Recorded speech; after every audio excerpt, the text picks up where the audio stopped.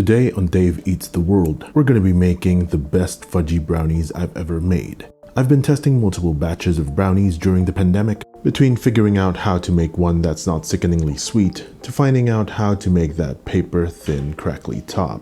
To start, we're going to brown 290 grams of butter in a saucepan on medium heat. Turn off the heat and add in 140 grams of chocolate chips to the butter and stir well until completely melted. Set it aside to cool for a bit. In a mixing bowl, add 200 grams of brown sugar, 200 grams of white sugar, 5 large eggs, 1 1/4 teaspoons of salt, 1 tablespoon of vanilla extract, a teaspoon of espresso powder. This will give the brownies an extra chocolatey oomph. Mix everything until it turns a pale light color for around 6 minutes. Next, sift in the cocoa powder and flour so they mix up nicely. Pour in 36 grams of vegetable oil. Add in the melted chocolate butter mixture along with the rest of your chocolate chips. Give it a light stir with a whisk just until it's barely coming together. Then we'll switch to our silicone spatula and gently fold in the ingredients until everything looks nice and incorporated. This is how I fold my parchment paper. Outline the bottom of the baking pan with your paper. Completely fold the paper from the creases you formed from the outline.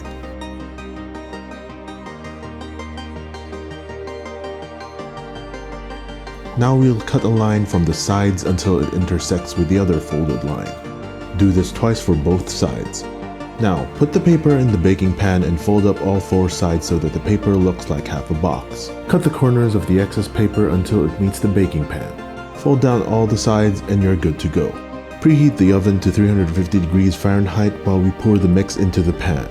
Give the pan a good tap to even out the mixture. Bake for 20 to 25 minutes until cooked through. After baking, you'll want to let it cool down completely.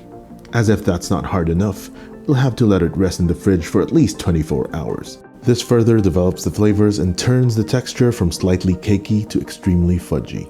I'm going to cut it into 24 slices as evenly as I can.